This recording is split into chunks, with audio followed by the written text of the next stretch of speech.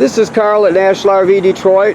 I'm going to walk you through this 2020 Coachman Apex, model number 245 VHS. So this is not a sales video, it's a how-to video. I'm just going to show you some of the features and how they work, okay? So we start off, you got a power awning. I'll show you the switch for it when we get inside, okay? Regular crank down stabilizers, takes a 3/4 crank or socket on an electric or battery powered drill, whatever you use. You have a little grill and a refrigerator out here, okay?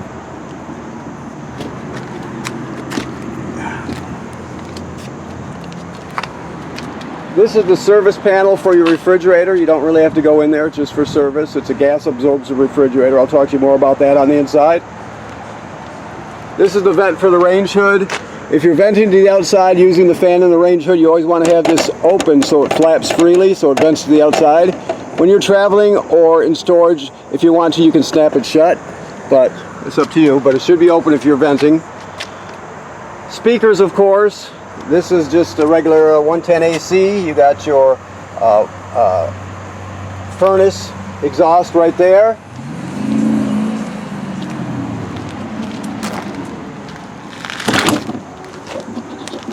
Pass-through storage. There's your 3/4 inch crank right there.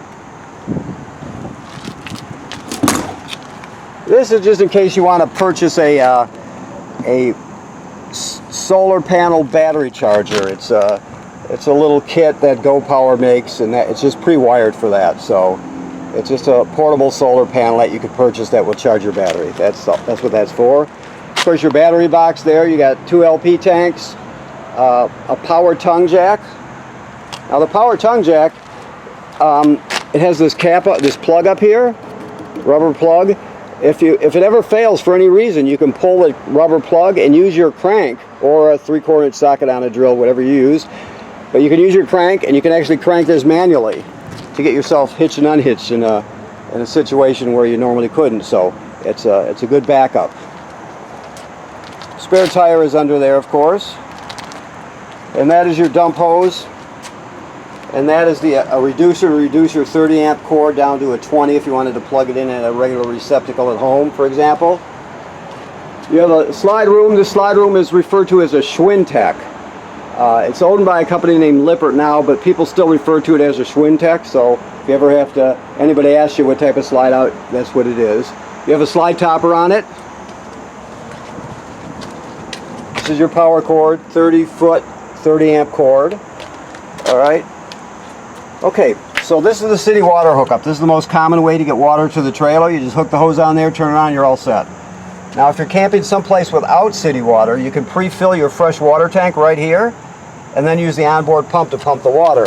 Therefore, if you're out in the middle of nowhere, you can still use all the plumbing. So if you have city water, you don't have to worry about this tank or the pump, but it gives you an option. So I'll show you where the switch for the pump is when we get inside also.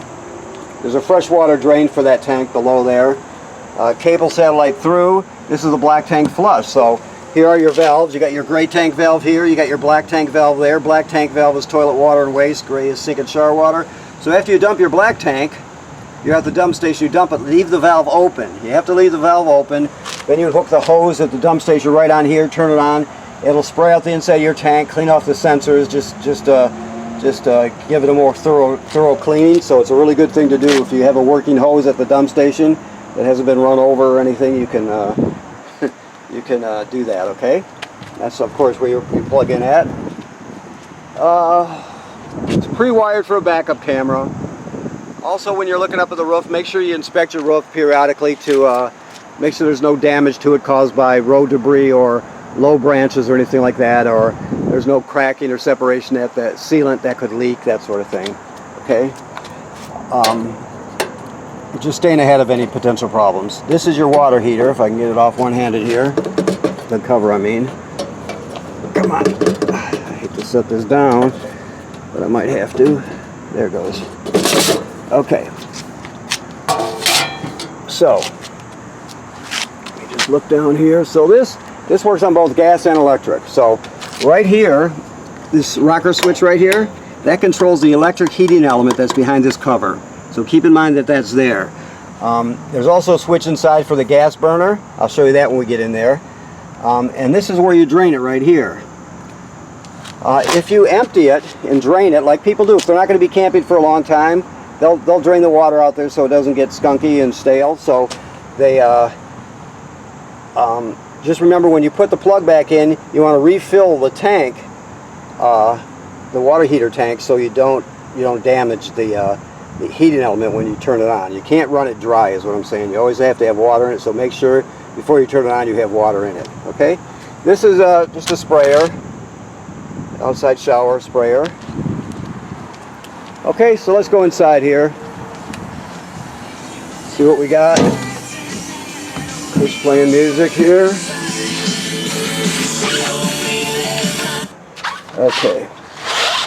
Okay, so here's your control panel here.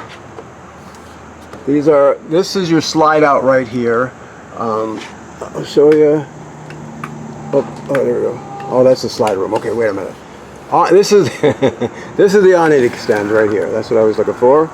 Okay. There's the lights on. Never leave the awning out unattended if you're not going to be at the campsite. Roll it in, because it will get damaged by the weather. This is your slide out here. Switch right here.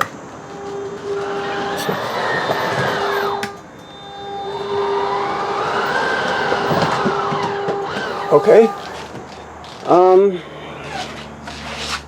Get some lights here. I don't know if there's a master switch or I have to do manually. Manually, okay.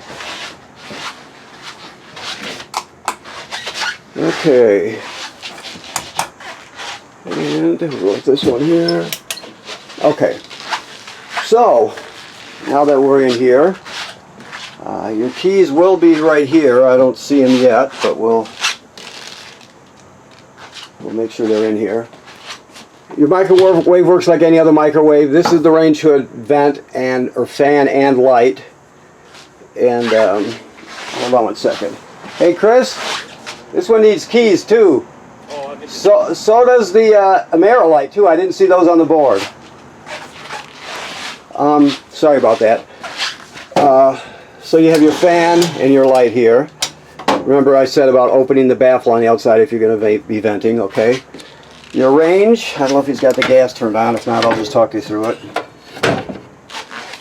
But you have 3 knobs here, of course, for the 3 burners. This is your oven, and this is your sparker. You turn it clockwise to spark it. Yeah. Sounds like he doesn't have it on. No. Or maybe he does, yeah. Thing to remember, when he unhooked the tanks and put them back on, when he was prepping it, the air gets in the line, right? Just a bubble of air. So that after you do that and you want to turn on, you want to use like this, the range top here, it'll take a few minutes to work past that bubble. Once you do that one time, it'll light immediately the next time. See? But you just want to work that air bubble past. So you have 3 burners. This is the oven. Now at the oven, there's a pilot light all the way at the back, at the bottom. Okay. So what you're going to do is you're going to go to the oven knob, turn it to the picture of the flame. You depress it. You keep it depressed while you're lighting it. Then you light it. Once you see the flame light down here, you hold this in for another 10 or 15 seconds to heat up the thermocouple.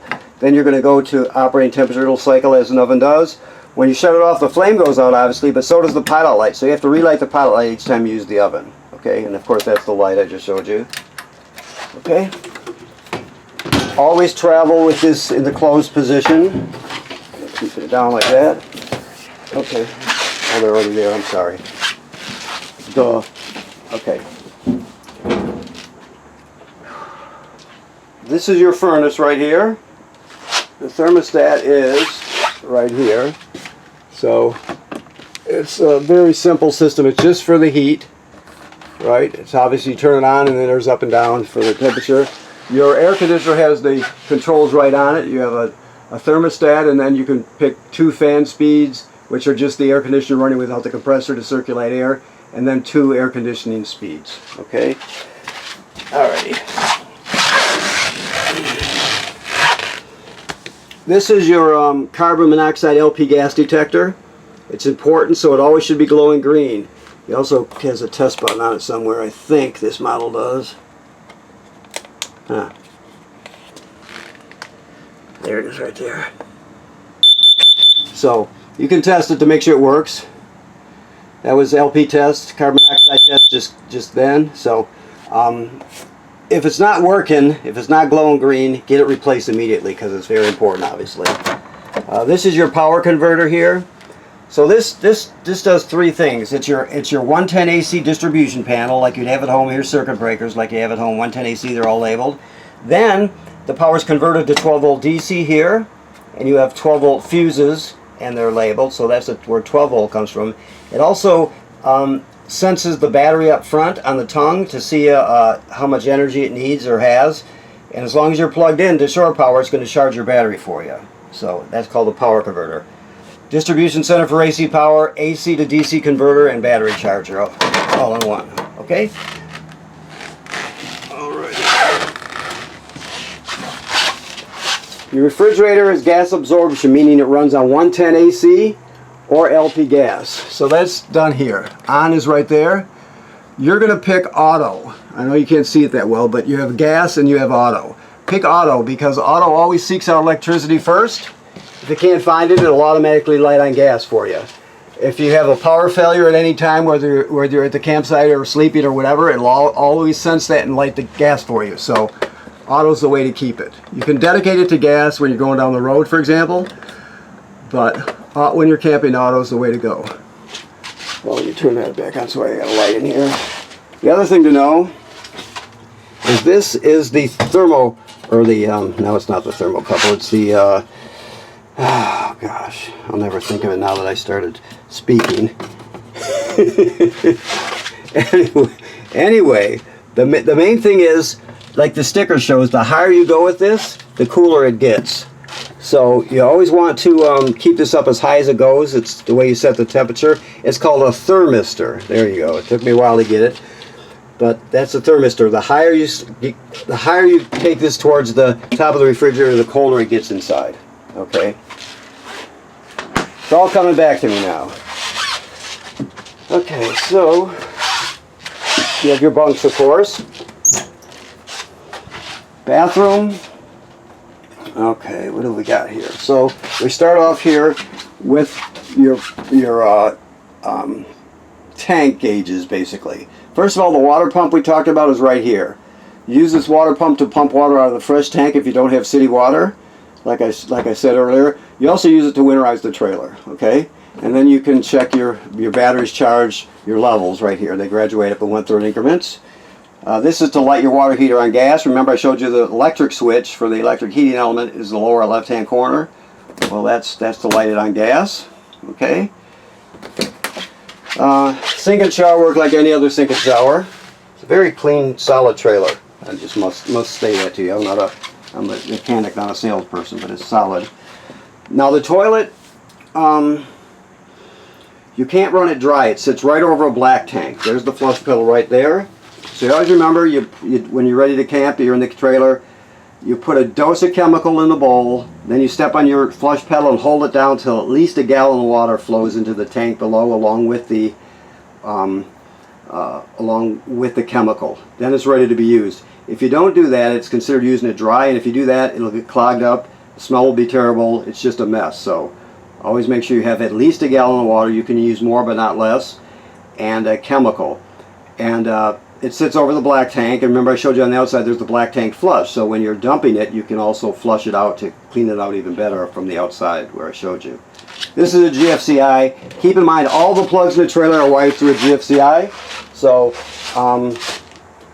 if you're using any receptacle, I'm trying to find one to point it out to you, it'll just be a regular receptacle, here like so.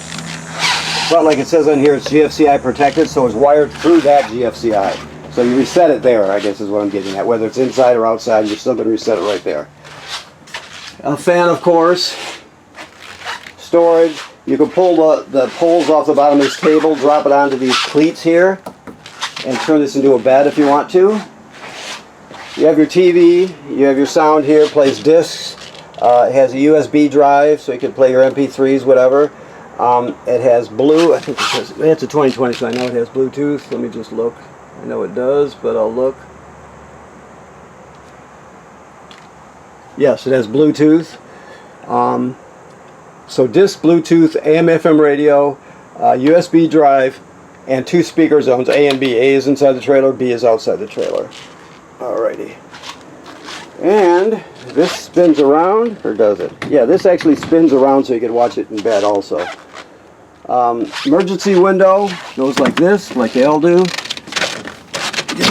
You push it through like that, all the way through, and then you grab hold of that tab, pull the screen out, and you can escape in an emergency. Okay. There's some storage under the bed, a little bit. Okay. I think that about covers it. Let me look around, make sure there's your fire extinguisher. Let me look around. Okay, so thank you for purchasing your trailer here at National RV Detroit. Please remember what I said, inspect the roof, you know, in the summertime, make sure everything's good. Any place you see sealant from the factory, you check on this trailer, including on the roof. Never, if you're going to touch it up, ever, don't use hardware store caulk. Get the correct. If it's the roof, you're going to use Dicor. You get it from a RV place, or if it's on the sides, you'll use a product called ProFlex. Usually ProFlex. There's some different ones, but most people have that. So, all right. And right now it's in camping mode. So the antifreeze has been purged out, replaced with fresh water. Your water heater's in camping mode, so the valves on the back are in camping mode, not bypass. So it's all set for the summer. Okay. Thank you.